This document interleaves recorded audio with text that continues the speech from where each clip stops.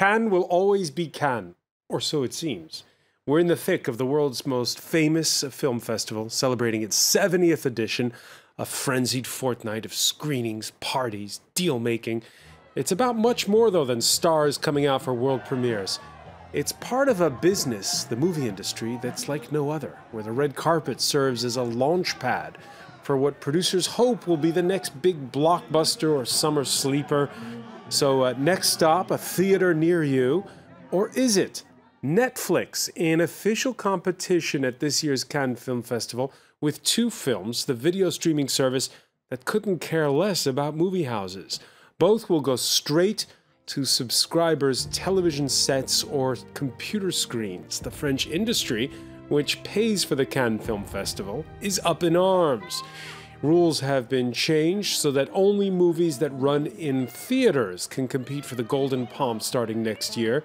And this year's jury president, Pedro Almodovar, has already said he won't be giving prizes to any Netflix fare. A losing battle by the famed Spanish director? Is he right? What does the future hold for movie theaters, for movies, and for Cannes?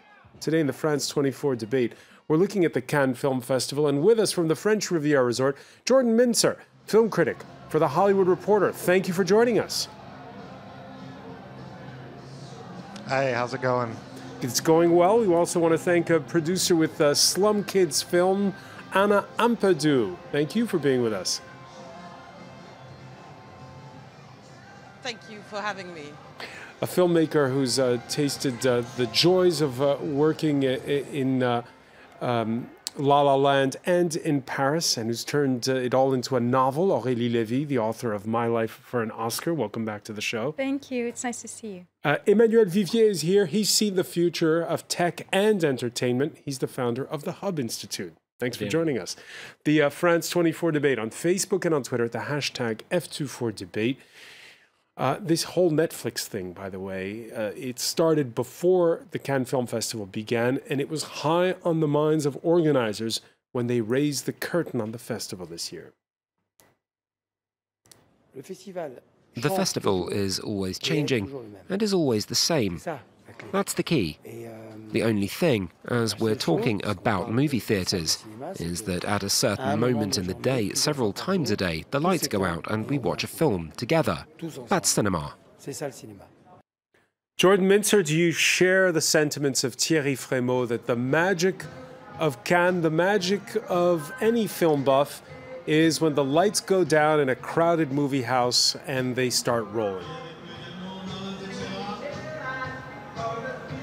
Yeah, of course. I mean, films are meant to be seen on the big screen, and Cannes has the Théâtre Lumière, which is behind me, has one of the biggest screens I've ever seen. So there's definitely a thrill of seeing a film, you know, in a festival like Cannes. But I also see the other point of view is that most people can't come to Cannes. The ones that are here, like me, we're privileged. And a lot of people can never see films that are in Cannes. So I understand that companies like Netflix or even Amazon, if they want to stream films that play in Cannes, it's a way for a lot more people to have the opportunity to see these films, not on the big screen, but at least to get to see them at all. At least to get them to see them at all. But of course, with the reasoning of Netflix is that we don't even need the movie house anymore. What are your thoughts on that? Well, you know, I think it's something that started a long time ago. When I was a kid, most of the movies I saw were on VHS or on TV. I didn't go to the movies that much. There weren't a lot of movie theaters where I grew up. So the way I discovered film was already on the small screen, and that's the case of most people around the world now. Movie houses don't exist as much as they used to. So I think Netflix is just filling a gap in the reality that there are not as many movie houses serving the public as there used to be, and they're allowing people to have access to all kinds of films, including art films like we see at Cannes, and these films are going to hit a greater audience. So in a way, I think if people can discover cinema that way, the way I discovered it on VHS, why not? Anna Ampadu, do you agree with the organizers of the Cannes Film Festival who say that starting next year, you can only show in competition films that have promised to have a proper theatrical run? I have to say that having had the opportunity to actually watch the films in competition and the quality of them, I do think that they should be at movie theaters to begin with, and for them to have a time at the movie theaters. And once that run is over, then it can be on Netflix. So I do think that we need to protect that type of quality and the experience of actually going to a movie theater and seeing these quality films. I totally agree that there are some films that will not have the opportunities to be shown at movie theaters. And I do think that there should be some kind of deal where those more fragile films certainly could be on Netflix, and that would allow a larger amount of people to see them. I agree with that, but I do think that the ones that can have the opportunity to be shown in movie theaters should be shown in movie theaters. That should be protected, and after it's had its run, then Netflix. It's not the same experience. It's really not. I mean, I think you spend so much time. Go ahead. You spend so much time making a film. You know, you have some of the best artists, the best DOPs, and when you see it on a large screen, it is a very particular experience, and on a small screen, it's really not the same. It's just not the same. Aurélie Lévy, and I've agree? had the opportunity to see the 2 Netflix films. Go ahead. You saw the 2 Netflix films, the 2 Netflix films in competition, Okja and the Meyerowitz stories. What did you think? Well, I've seen them, and I really wonder how they're going to, how you're going to have that experience if it's on a smaller screen. You know, particularly Okja. You know, you're in this kind of ecological fairy tale in a way, and you know, you have this giant pig, and it looks extraordinary on a large screen. And when you reduce that experience to a smaller screen, it's certainly not going to be the same experience. And I feel that, you know, I was able to watch it on a large screen, and I would like at least some people to be able to have that experience as well. So I mean, the director's fine for it to be, you know, on Netflix. That's his decision. But I'm sure that deep down, you know, if someone said to him that, you know, there would be a long run at movie theaters and then afterwards Netflix, he'd probably agree to it. I mean, I don't know. I mean, it's he who decided to go for that deal, but it's not the same. It will not be the same experience on a small screen. Aurélie Lévy, you agree? It's just the way it is. I do. I mean, in the end, it's a fight between 2 ideals. There's the romantic ideal of going inside a movie screen and in the dark and sharing experience, a collective experience. And then there's the other ideal of you know, democratizing content and allowing people to watch content whenever they feel like it, at the pace that they choose, in any country that they want. But what Amma is saying is it's not the same artistic experience when you're seeing it on a small screen. Now, maybe some people are rich and can have a giant TV screen in their homes, but it's not right. the same experience. Yes, but a lot of people can't go to the movie theaters, or you know, don't have access to that experience. And so, does that mean that films produced by Netflix should not get a prize? I don't think so.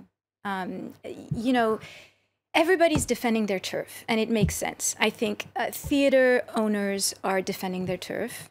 You know, that makes sense. And the reality is that people are going to the movie theater less and less. They're going to see very particular kinds of movies, you know, those that are conducive to, you know, the big screen, you know, big blockbusters and so on. But the Cannes Film Festival is subsidized heavily by the French Film Board, the CNC as it's called. And the rules in France are a movie is shown in a movie theater. You give it 36 months so it can have a theatrical run before it can show on free-to-air television. I think that ship is sailing. I think it is obvious that movies are not going to, you know, be released in theaters the same time they're going to be streamed online, and part of the, you know, and that's going to be the case all over the world. But is it then the death of the French movie theater? Because they're the ones, it's the movie theater owners that were the ones who raised the red flag on this. But I don't no, I think the theaters are still going to exist, but they're going to show a particular kind of content. And by the way, you know, Netflix was recently forced by the European Union to produce a certain amount of European content, local content on their platform. So it's not like it's killing the creation of content in the country. It's just changing the medium by which you're enjoying it, and how you're having that experience. But Emmanuel Vivier, for years, the Americans were criticizing the French, saying that what we call here the French cultural exception was this antiquated, out of touch thing. Of course, the end result is that France has still a thriving movie industry, whereas most of its neighbors do not. In fact, all of its neighbors do not. And so as this brand of protectionism has turned out to be a winning game. In the case of the movie theater houses complaining about Netflix breaking their model, do they have a point? First, I think it's funny. If you look in the US, we call it the entertainment industry. In France, we call it the culture industry. So I think first we have two different visions about, you know, the movie industry. For us, it's about culture, it's about heritage, it's about us. In the US, it's more about show business. So it's about making business. But I think we don't talk enough about the audience. Netflix is 100 million subscribers worldwide. So I agree, there is the movie industry business, there is a movie makers, there is a movie theater, but you know, if the audience want the movie available with different choice, with different formats, why should we stop them? Should we have a police who say, oh, no a black and white movie anymore because it's not the quality of experience we deserve? No movie with this or this size, or no 3D or 3D. So but hang on, that's not the same thing. Here we're talking about the life and death of movie houses, and we've seen in a lot of cities around the world, a lot of movie houses are closing. Is it really? Is it because there is music streaming that there is no more concerts? I don't think so. I think the more we listen to streaming for the music industry, the more we like music, the more we go to concerts. And by the way, there's never been more content produced in the history of entertainment. More content, but again, as you heard and more viewers. Thierry Frémaux say at the outset, the experience of going to the movies is the lights go down and you're in a crowded room with other people enjoying the film. Sometimes you don't because it's noisy, you have people eating popcorns in front of you. So I think it really depends from people. I think we should have choice, and in the end, that should be the consumers that decide. And sometimes you really enjoy going to the movie, sometimes you really enjoy to watch whatever you want, whenever you want. So is it the industry to decide for people what they should be doing or what they should be liking? Jordan Mincer, you write for an American publication, The Hollywood Reporter. Do people from the U.S. who are there at Cannes just see this as a French argument? After all, these are rules that affect the French model when it comes to making and distributing films. Yeah, I think, and I quite agree with the Cannes Film Festival's position, because the French industry and also the situation of the French movie houses is very different than in America. In France, the movie houses are subsidized to a certain extent by the government, and they have a wide variety of programming. Even in the smallest little town in France, you can find an art house that's going to show the kind of films that they show at Cannes. In the United States, it's very different. It's very hard to see art films outside of the big cities or maybe some university towns. Everywhere else, it's multiplexes showing, big popcorn movies, basically. So the idea, again, that Netflix can bring certain art films to people who don't have access to them, I think is quite a positive thing in this case. I have a friend who made a film that was in Sundance, that won the best film at Sundance, and it was on Netflix, and he was very happy because he said, finally, people in where he's from, which is Virginia, they're going to get to see my film, because before, my last film had only played in New York and LA. So you have to look at it, I think, also from the point of view that America and France are very different in how films are released and distributed in theaters. Ampadu, is this just a French argument that we're having, just to do with France, or does this resonate the world over? Well, I mean, I think France is a very particular case, as we've been saying, and there I think, you know, the public has a privilege. You know, there are so many movie houses, and, you know, you can actually see the vast majority of people will have access to the Cannes lineup, even including the ones that are in, you know, Un Certain Regard or La Semaine de la Critique or the director's Fortnight. That's not the same for other countries, certainly. And I do agree that, you know, in countries where there's a dearth of movie houses, having a Netflix or, you know, a streaming platform, that's really useful because it allows a wider circulation of these films. But I think that the argument is the reality is that Netflix isn't going to go away. Yeah.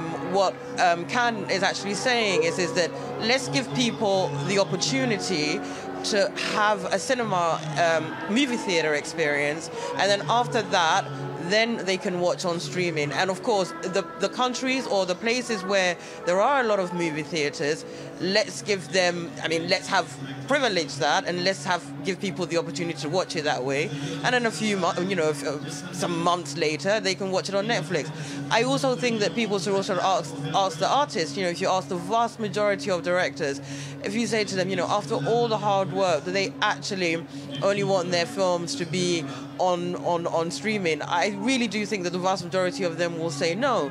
It's a lot of work, and you really do want people to have that very rich experience on a large screen, the sound, to share it with people. It's what movie making has always been about, and I think that all the people in the film industry who are actually making it, I know deep down, we like that experience. That's really what we want, you know. We respect Netflix, etc. But, you know, that's ultimately why, you know, you have people who desperately want to be in Cannes.